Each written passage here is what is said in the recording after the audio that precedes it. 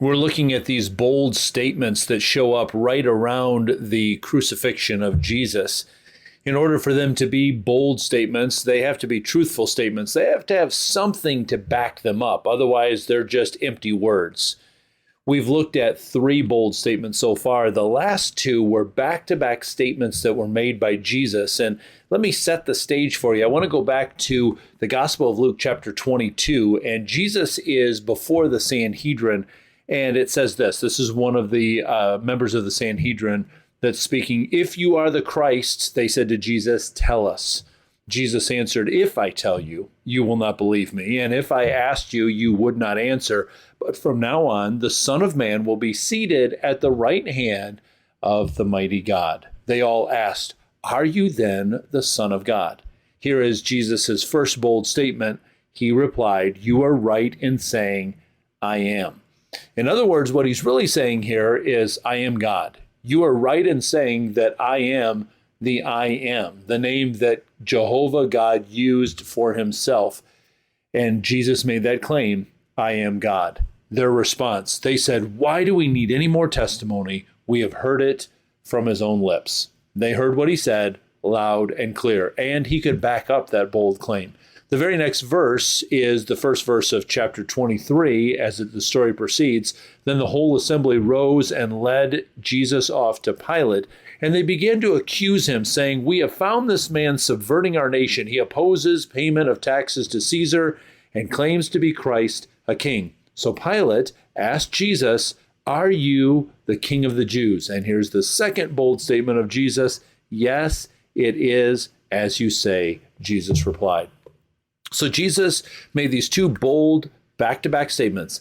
I am the I am God, and I am a king, without any further elaboration or explanation on that. And obviously, as we look through history, as we look through the rest of Scripture, we see that he could back up those claims, and we also see the fulfillment that's ultimately going to come.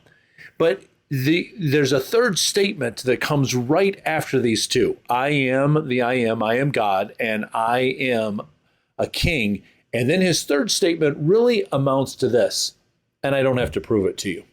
I am so confident in what I'm saying is true. I don't need to banter with you. I don't need to try to convince you. I don't need to try to come up with a clever argument to convince you. This isn't like, gotcha, I'm going to spring something on you that's going to finally make you just go, oh, you know what? You're right all along, and we were wrong all along. That's really what Jesus's third bold statement is that I'm not going to get into an argument with you. Now, I want you to see how this story goes on, how it continues to unfold here. When we go into the very next verse in Luke chapter 23, "Then Pilate announced to the chief priests and the crowd, 'I find no basis for a charge against this man.'" Now, let me remind you that we see a juggling act here. We see a very careful balancing act here in all of these parties involved. We see it first in the Sanhedrin. The Sanhedrin is trying to balance. On one side, they have to keep the Jewish people happy. On the other side, they have to keep the Roman overlords happy. Well, we see the same thing in the life of Pilate. He's trying to balance this position as well of saying, I've got to keep the Jewish people happy, but I also have to keep Tiberius Caesar happy as well. Both the Sanhedrin and Pilate want to keep their position. And they realize in order for them to keep their position, there's a balancing act here. They can't let the scales tip too far one way or the other way, because then the backlash that will come from the side that feels like they're getting slighted is going to cause them to lose their position. So when they came and they said, this man is subverting our nation, he claims to be the Christ, some kind of a king. And Jesus said, you're right, I am a king. But then Pilate comes back and he says, I don't find any basis of a charge against this guy. In other words, when I look at the Roman law, I'm trying to find what could I charge him with, especially because the Sanhedrin's asking for a capital punishment. They're asking for a death sentence. He's looking at the Roman law and saying, I don't see anything here. So he wants to give it back to them. And then they basically reply that they're going to throw it right back to Pilate as well. Verse number 5, but they insisted He stirs up the people all over Judea by his teaching. He started in Galilee and has come all the way here. Now, one of the things that the Romans prided themselves on is something that they called the Pax Romana. P-A-X Romana means the peace of Rome. They prided themselves on the fact that they had such order and such sound laws and such wise people governing and administrating those laws that wherever they were in charge, there was peace. And so you can see here how they're kind of needling Pilate. They're saying he's going to upset the peace. He started back here in Galilee, and now he's made it all the way to Jerusalem, and he is messing up your peaceful plans. He's messing up the nation where you have claimed to bring the Pax Romana in. Now that has got to unsettle Pilate a little bit. Now remember, I said he is desperately looking for, okay, how can I keep this balance? If I just give in to the Jews, I'm going to be in trouble with Caesar. But if I just totally disregard them, I might be in trouble the other way because of how this is going to unfold. So he's desperately trying to find some way to get himself out of this. He wants to keep this balance. Let me take you back to Matthew's gospel, and we see a little bit of this, or excuse me, John's gospel. We see a little bit of this interplay between Pilate and Jesus. It goes like this. Pilate then went back inside the palace, summoned Jesus, and asked him, "Are you the king of the Jews?" "Is that your own idea?" Jesus asked. "Or did others talk to you about me?" Pilate's reply, "Am I a Jew? Listen, your own people, the chief priests, handed you over to me." And now you can hear this desperation in his voice. He said, "What is it that you have done? Can you please just say something? I got to figure out whether I can release you with any kind of immunity on coming back on me, or whether I can charge you and not have something come down on me. What is it that you have done?" Well, the Jews, the Sanhedrin, actually said something to Pilate that I think made his ears perk up. And inside he went, aha, I have a way to pass the buck here. Listen to this verse again. They insisted he stirs up the people all over Judea by his teaching. He started in Galilee and has come all the way here. Next verse. On hearing this, Pilate asked if this man was a Galilean. That's where he went, aha. When he learned that Jesus was under Herod's jurisdiction, he sent Jesus to Herod, who was also in Jerusalem at that time. You see, underneath the Romans, they had appointed people who were playing Jewish roles. In this case, Herod was not a full-blooded Jew at all, but was sort of playing the game a little bit. And then he said, you know what? He is over this area of Galilee. I can send Jesus to him. Let Herod sort this out. Now, when Jesus gets there, the next verse says, when Herod saw Jesus, he was greatly pleased. Well, why was he pleased? Well, let me go back and give you a little history. So this particular Herod here, his name is Herod Antipas. His father was the man that was called Herod the Great, who was the king at the time that Jesus was born. He was the king, if you remember, that tried to have Jesus killed. Remember when the Magi came and they said, where is the one that has been born, the King of the Jews? We saw his star in the east and we've come here to worship him. And Herod the Great went, what? I'm the King of the Jews. What do you mean you saw the star announcing the birth of the King of the Jews? And he kind of pretended to play along. He said to the Magi, okay, well, go and find him. And once you do, let me know where he is because I want to go worship him too. He didn't want to go worship him. And so here's what we read. When Herod realized that he had been outwitted by the Magi, this is Herod the Great that we're talking about here, he was furious and he gave orders to kill all the boys in Bethlehem and its vicinity who were 2 years old and under in accordance with the time that he had learned from the Magi. He wanted a chance to kill Jesus since he couldn't find specifically which baby was Jesus. He just sent his soldiers in to kill all of them. Well, you remember that God actually warned Joseph in a dream that this was coming. So Joseph took Jesus and Mary and left the area and went down to Egypt before the soldiers came in there. But this is the Herod that we're talking about here in Luke chapter 23 is the son of that Herod the Great that tried to have Jesus killed. Now, Herod Antipas, we learn a little bit from Scripture, and we get the details filled in through extra-biblical historical records. Herod Antipas had gone to Rome. While he was there, his brother Philip was there, and Philip's wife, a lady by the name of Herodias. While in Rome, Herod Antipas seduces Herodias and is able to break up the marriage between her and his brother Philip. He divorces his wife, and then he marries Herodias. So when he comes back to Israel and he has this new wife now, John the Baptist begins to say, the thing that you have done is not good. It's displeasing to God.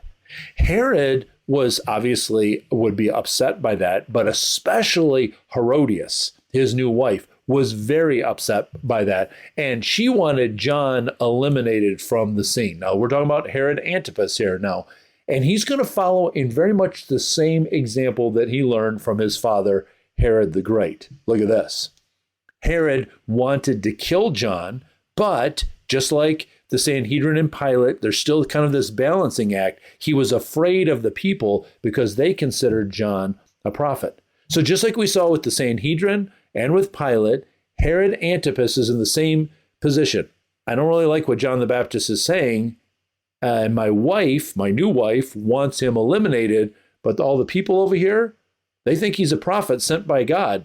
I can't just have him executed because I'm in big trouble with the people. I can't leave him around preaching against me and my new wife because I'm in trouble with my new wife. So what Herod decided to do was have John arrested.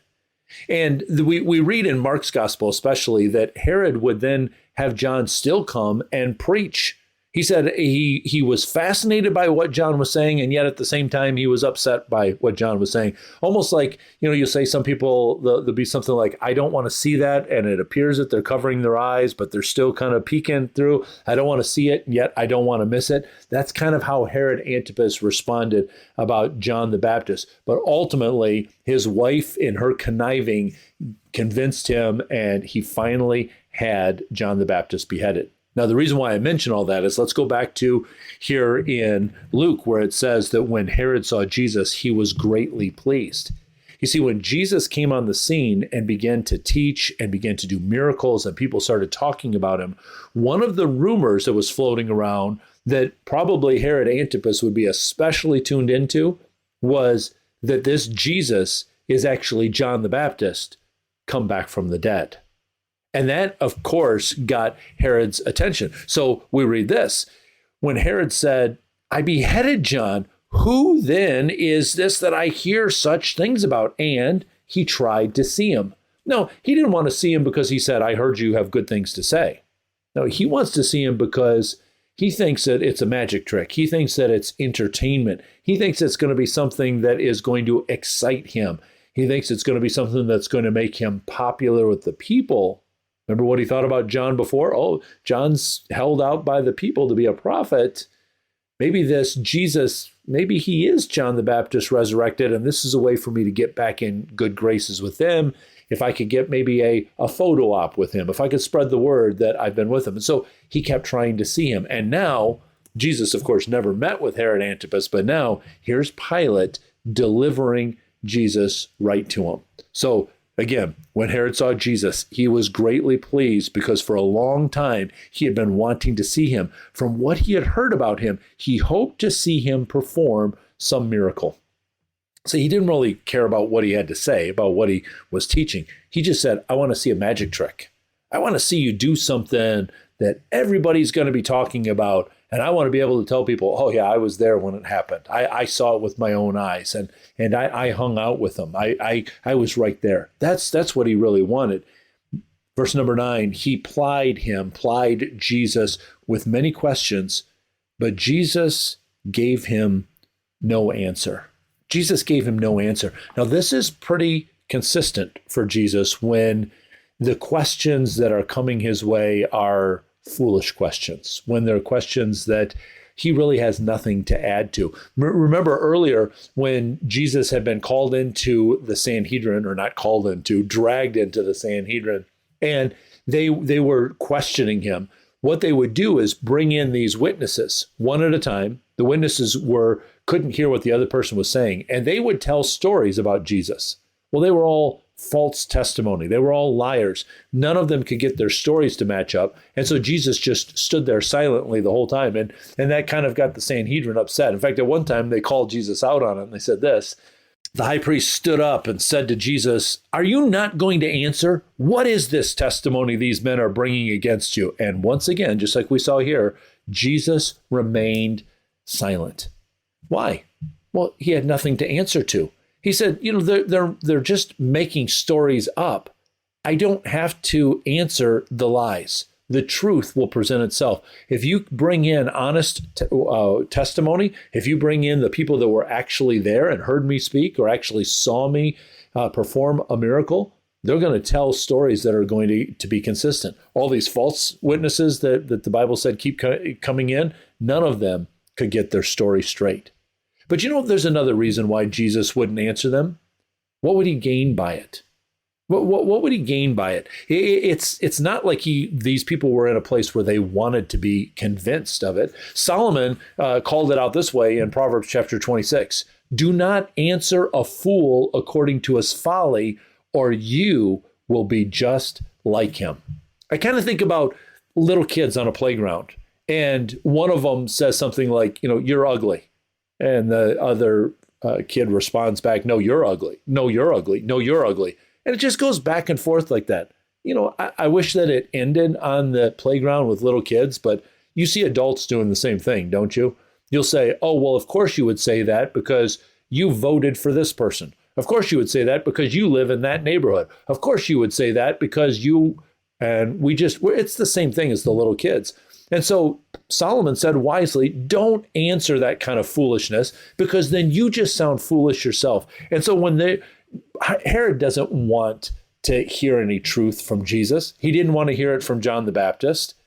He just wants to try to make sport of it, make a game out of it. And so Jesus remains silent. Look at some other wise words from King Solomon in the Proverbs. Don't waste your breath on fools, for they will despise the wisest advice. In other words, even if Jesus were to say something incredibly profound, which he would, right? If you have a Bible where the words of Jesus are in red letters, every one of the red letters are profound words. Don't miss a single syllable of it. But Jesus knew what Solomon had said. Don't waste your breath, even if you say godly things. Even if you say, I'm speaking directly from God himself, the fools are still going to reject it. What my experience has been, when people challenge something, I might not be my opinion or my thoughts on something. Maybe I just even share a Bible verse. Instead of people responding to that verse, they attack me. They come after me. So why waste your breath with fools? And that's why it says here, he plied him with many questions, but Jesus gave him no answer. So here's 3 back-to-back bold statements by Jesus. Number 1, I am God. Second bold statement, I am a king. Third bold statement, eloquent silence. Jesus said, I have nothing to prove to you. I am confident in the fact that I am a king. I am confident in the fact that I am God. I don't have to give you an argument. I don't have to trade barbs with you. I don't have to come up with some kind of clever gotcha argument here. I know exactly what it is that I believe. I know exactly how this is going to pan out. And I don't need to answer. Eloquent silence became a bold statement from Jesus. Eloquent silence that even in the face of ridicule, listen to how it goes on here. It says that he plied him with many questions, but Jesus gave him no answer. The chief priests and the teachers of the law were standing there vehemently accusing him. Then King Herod and his soldiers ridiculed and mocked him. Dressing him in an elegant robe, they sent him back to Pilate. Even in the face of all that ridicule, he said, I'm not going to answer these fools according to their folly, or I'm going to become foolish just like them. His silence was eloquent. And you know what? His silence got the attention of somebody else. Look at this. Pilate asked him, don't you hear the testimony they're bringing against you? But once again, Jesus made no reply, not even to a single charge. And look at this last phrase, to the great amazement of the governor. Pilate wasn't used to this. He was used to people coming in, hearing a charge against them and saying, no, that's not true because, and then giving their evidence. And then the other party responding back, no, you're misrepresenting those facts because of this. And then the other guy coming, no, you got it wrong because you're saying this. And then after a while, it becomes those little barbs. Yeah, well, you're only saying that because you're with the Sanhedrin. Yeah, well, you're only saying that because you're uneducated. Well, you're only saying that because you side with this group. Well, you're only saying that.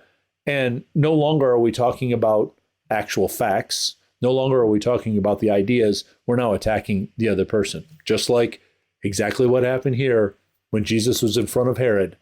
They had nothing to say to him about his ideas, so they ridicule, they mock, they accuse, but there's no basis in that.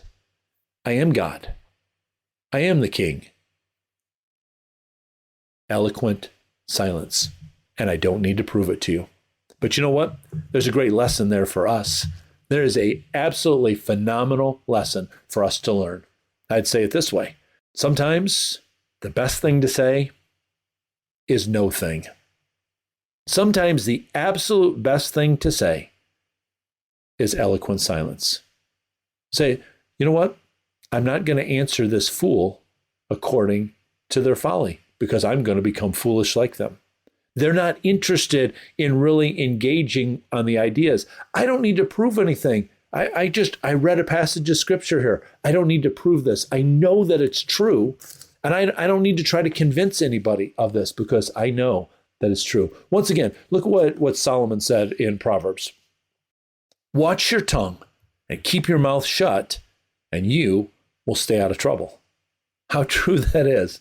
You know how many times in my own life I've lived one way or I've done something, and then you open up your mouth, I open up my mouth, and I undo what I was just doing?